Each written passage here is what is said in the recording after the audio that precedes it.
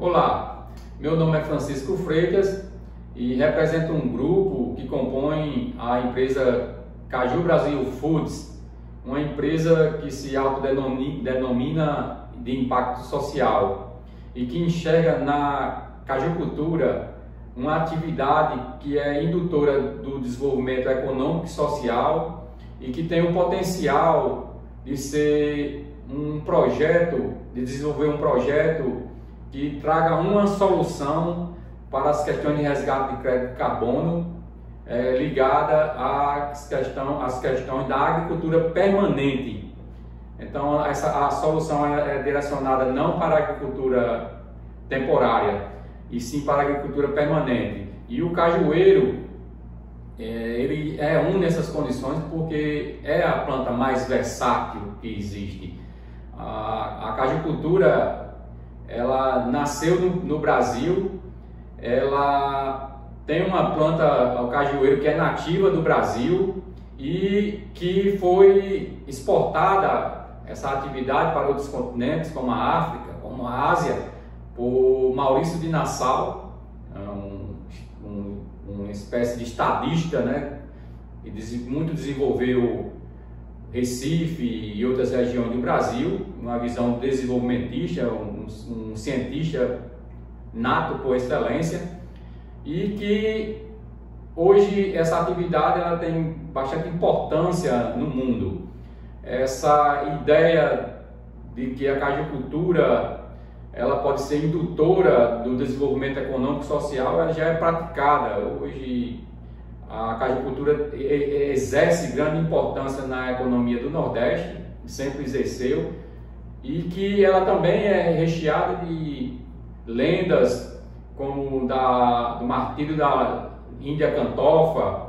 Ela também tem casos práticos científicos como Rodolfo Teófilo, um cientista baiano radicado no estado do Ceará, que na peste da varíola exerceu um importante papel no desenvolvimento da vacina, que talvez tenha exercido um papel muito mais importante do que Oswaldo Cruz naquele momento para desenvolver. Mas como não estava num grande centro como São Paulo, Rio de Janeiro, talvez não tenha ganhado uma posição de destaque. Mas Rodolfo Teófilo, sem dúvida, foi um cientista onde o Brasil tem uma grande dívida com ele, e através da cajucultura, do desenvolvimento da cajumina, proporcionou o desenvolvimento de uma peste, o combate a uma peste que dizimou praticamente 20% da população de Fortaleza. Então a cajucultura ela é uma atividade muito empolgante, muito apaixonante, e a gente se orgulha de fazer parte desses processos, e hoje ela contempla mais de 200 mil pessoas envolvidas na cadeia de valor, e grande parte da agricultura familiar. A gente tem cidades como Serra do Mel, que é uma cidade que tem a maior proporção de população rural do Brasil e que foi formada por agrovilas com um modelo baseado no modelo de Israel, que foi trazido para o Rio Grande do Norte por um governador, e que hoje, dos seus 1.116 lotes,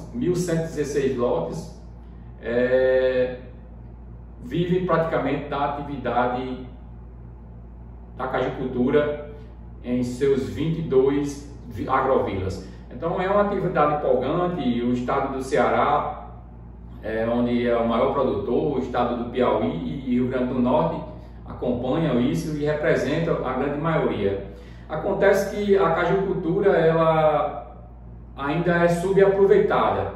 A gente tem um fruto que contém duas partes, o caju, onde uma parte é composta por uma castanha de caju, que é um aquênio, que tem um formato de um rim, né? E essa castanha é o verdadeiro fruto, que tem um exocárpio e um endocárpio, onde dentro desse endocárpio existe um líquido riquíssimo que é aproveitado pela indústria de freios, pela indústria de medicamentos, vermífugos, enfim, uma variedade de produtos que é feito com esse produto. Ele é muito caro, riquíssimo, extraído dessa castanha de caju. A gente tem, numa parte mais interna, a amêndoa, que é o ACC, né, que a gente consome ela frita, torrada na sua forma ou assada sem adição de óleos. Ela contém um azeite, um óleo interno que é muito rico em polifenóis e carotenoides, né? E esse produto, ele passou grande parte da sua vida tendo mais de 98% sendo o destino à exportação.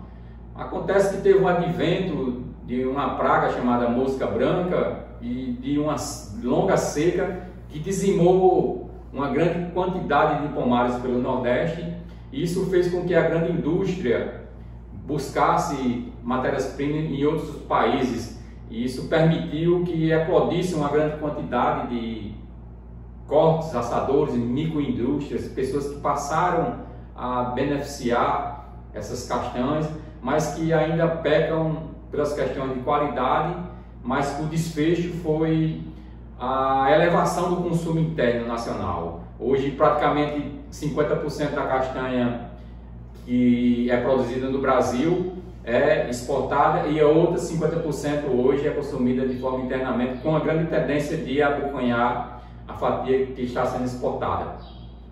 Outro fator que afeta, além de pragas, além de secas, é a questão do alto grau de intermediação custeado pela grande indústria. Os cajucultores ficando reféns desses intermediadores que compram sua castanha, que lhe adiantam dinheiro e, pelo alto grau de liquidez dessas castanhas, recebem essas castanhas como pagamento, desse endividamento. Então a gente tem uma visão de libertar esse pessoal que são refém disso, melhorar a questão da qualidade desses beneficiamentos, né, e elevar o rendimento da cajucultura com o aproveitamento da outra parte do caju, que é o pseudofruto, o pedúnculo. Esse pedúnculo, ele é a parte que a gente come de forma natural, que os indígenas, quando o avô de Pedro Álvares Cabral pensava em nascer, os indígenas já consumiam castanha de forma assada ou com o pseudofruto. Esse líquido desse suco é riquíssimo, tem 5 vezes mais vitamina C do que a laranja. Ela tem uma área equivalente de produção ao da citricultura, a cajucultura, por volta de 600 mil hectares, e desse resultado desse fruto se faz cajuínas, pode fazer pigmentos para outros tipos de indústria, fibras para confecção de hambúrgueres, carnes de plant-based. O Brasil ultimamente passa por um processo de elevação de importação de matéria-prima como grão-bico e ervilha, porque a elevação do campo vegano, de utilização de plant-based à base desse tipo de matéria-prima, tem elevado a importação. E a gente tem conversado com masterchefs, chefes de cozinha, gente que confecciona pratos, culinária, que fazem receitas, e dizem que a consistência da fibra de caju na hora de se fazer hambúrgueres, na hora de fazer carne, fricassês, ou até mesmo uma moqueca de peixe à base de fibra de caju, ela tem uma consistência muito maior do que quando feita com ervilhas, quando feita com grão de bico ou até mesmo com carne de soja. Então, essa versatilidade do caju, ela pode ser muito mais aproveitada, porque estudos da Embrapa Tecnologia diz que 95% desse pedúnculo é desperdiçado em campo, e é necessário que cheguem soluções que possam aproveitar essa outra parte nas questões de confecção de alimento, na questão de utilização de cajuína, na confecção de suplementos e até mesmo para a ração animal. A gente enxerga que a pecuária ela deve ser modificada, mas ela vai persistir por muito tempo e é necessário que se crie alternativas nutricionais para a pecuária, não só a produção de milho, de soja ou de sorgo, que requer grandes desmatamentos. Enfim, a cajucultura ela se insere dentro do que a gente pode chamar, está na vanguarda da agricultura, que é a agricultura regenerativa de biomas. Não há outro caminho a não ser essa solução e de forma paralela a questão da agricultura restaurativa de biomas. Então, a cajucultura, já deu para observar, além de ser a cultura mais versátil que existe, existe um consenso no mundo consultivo de que vai dominar quem tiver esses dois pilares, o armazenamento e o controle de energia e o uso e o controle de tecnologias. E dentro dos aspectos tecnológicos, as questões que envolvem as tecnologias de bem-estar humano, as tecnologias da longevidade, da pele jovem, do bem-estar e da juventude, a eterna busca da fonte de juventude, sem dúvida será os vencedores, estarão na vanguarda. E a cajucultura, quando se olha para o cajueiro, quando se poda, você pode criar pellets, que agora com o advento da guerra da Ucrânia e Rússia, a Europa passou a consumir a tonelada do preço de pellet que foi lá para cima, para aquecer a Europa, que teve essas questões de gases vindo da Rússia para a Europa. Então, assim, também ela passa pelos aspectos energéticos e pelo aspecto do bem-estar humano, como fonte de juventude. Os fenómenos naturais é o que há de mais eficiente contra os radicais livres. São verdadeiros snipers no combate desses radicais, com a diferença comparativo com a indústria de energia, com o lítio, que pode ser substituído.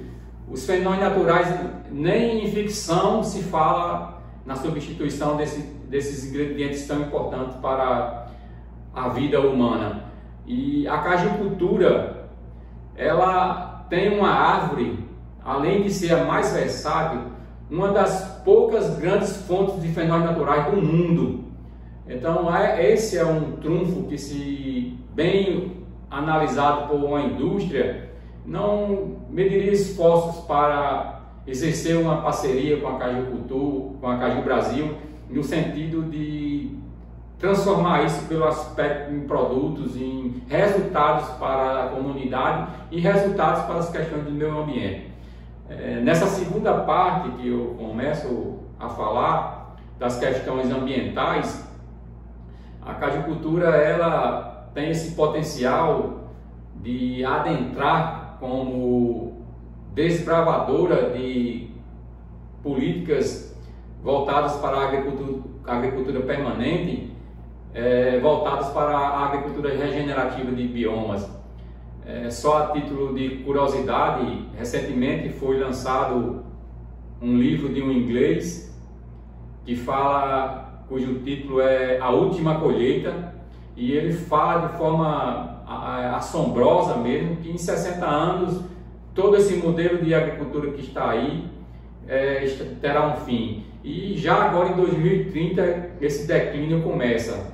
Ainda a gente não é contra o agronegócio, são atividades complementares, mas essa ideia de que o agronegócio é quem sustenta o mundo, de quem sustenta o Brasil, ela é inverídica. Estudos globais dizem que a agricultura familiar ela exerce por volta de 70% a função de colocar alimento na mesa da população. No Brasil, o conjunto da agricultura familiar ela é superior ao conjunto de produção do agronegócio. Então, assim, finda sendo complementares, um não extingue o outro, mas é necessário que a agricultura familiar avance, seja mais eficiente e se entre mais nessas questões da agricultura regenerativa de biomas, porque as questões ambientais, um país que a maioria da população está na costa dos mares, a elevação desses mares afetar tudo, destruir tudo. O mundo agora deu um grito de atenção e eu venho justamente falando sobre essas questões ambientais. Então a cajucultura ela tem esse potencial de se criar um modelo para que a gente possa replicar para outros atores. E essas questões que eu estou falando, de forma ainda bem superficial, já se fala até em assilvestramento, que é algo ainda mais na vanguarda, que é as questões de como se fosse uma espécie de domesticação reversa. Era como se pegasse suínos e voltasse ele para ser a vida silvestre, a vida selvagem. Isso já tem casos aqui no Nordeste de animais como o asinino, que perdeu a utilidade e que hoje vivem aí como animais errantes, sem dono, animais que não têm uma função comercial. Então se defende esse assilvestramento já de forma muita gente, além dessas questões de produtos que não utilizam pesquisas com animais. Eles querem muito mais do que isso, querem que os animais voltem à vida selvagem. Então a gente está muito alinhado com isso, porque a gente vem acompanhando e lendo desde a COP, da primeira COP em Berlim, em 1995, com antes de alguns diálogos amadores que ocorreu na Europa e com a Eco 92 que ocorreu no governo Collor de Mello, no Rio de Janeiro, no ano de 1992. Então a gente vem acompanhando a Eco 2, que também ainda ficou na parte de diálogo, e na Eco 3 que nasce o famoso protocolo de Kyoto, onde se começa a fase embrionária de um documento que seria assinado por vários países, que seria construído, lapidado, para regulamentar essas questões de crédito de carbono. E o Tratado de Kyoto, o Protocolo de Kyoto, ele caminhou por vários anos aí, houve fuga de alguns países como os Estados Unidos, mas que depois surgiu o Tratado de Paris para corrigir algumas imperfeições e ele abre dois pilares, duas vertentes, que é o mercado regulamentado de crédito de carbono e o mercado voluntário de crédito de carbono.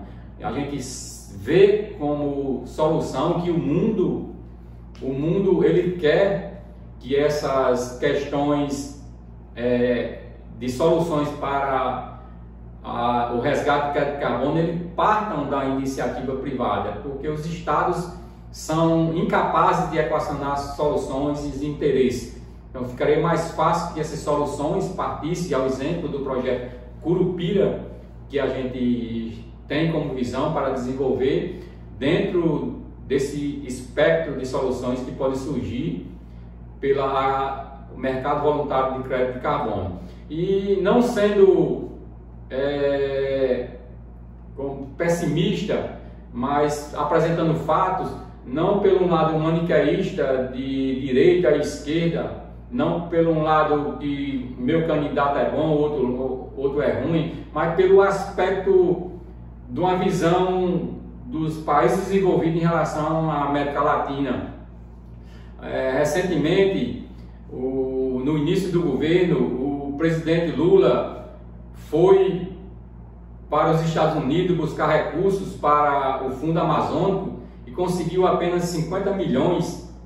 Isso é uma merreca, uma migalha frente ao que é a Amazônia. Isso não representa o que o ator coadjuvante do Matrix doou para as questões ambientais. Isso não é o valor do orçamento de uma grande empresa para as questões ambientais e sociais. E qual é a leitura que eu faço disso? Que poderia ser Bolsonaro, que poderia ser Michel Temer, é o descrédito que o povo da América Latina, desses países que apoiam alguns tipos de corrupções, que são países que estão inseridos dentro dessa gama de países que não refletem uma áurea ética. Então há um descrédito em cima disso. E a gente vê que o desfecho da COP28 no Catar, pela primeira vez se falou nas questões de combustíveis fósseis, foi falado, nem o documento em si foi introduzido ainda algo pragmático para as questões disso, pela primeira vez.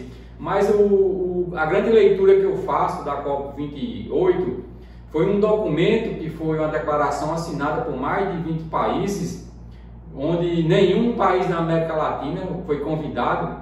Países como Gana e Marrocos da África estão dentro desse leque de países que assinaram um tratado de solução para as questões ambientais de resgate voltados para a energia atômica. Muito mais do que isso, Estados Unidos e Inglaterra assinaram um protocolo anterior a isso, onde criam um termo de colaboração para o desenvolvimento de energia atômica à base de fisão atômica. Então, isso mostra claramente que os países ricos não darão dinheiro para que seja feita uma farra do que está sendo criado, uma gama de projetos voltados para o meio ambiente, inclusive para o agronegócio. Não faz sentido você destruir 1000 hectares de terra de biomassa de florestas com uma alta densidade e você compensar uma pessoa que planta gramíneas como soja, como milho, como sorgo. Isso seria um estímulo ao desmatamento. Então, essa questão de compensar o agronegócio dessa forma que existe, não haverá dinheiro. O Brasil e a América Latina e outros países que não se alinharem com esses princípios éticos do que as COPs estão criando, não receberão dinheiro, estarão criando títulos podres, porque o que a gente tem observado são verdadeiros projetos insanos que não estão alinhados com um elemento importantíssimo, que é as questões da garantia, que envolve a dupla contagem dos créditos de carbono. Então a gente não vê que muitos desses projetos lograram êxito e a gente está concebendo um projeto, um modelo de negócio que está perfeitamente alinhado com essas questões de crédito de carbono, dessa validação. Alguns projetos possam até ter surgido porque a gente abriu esses debates e tratativas com alguns grupos e surgiu grupos interessados.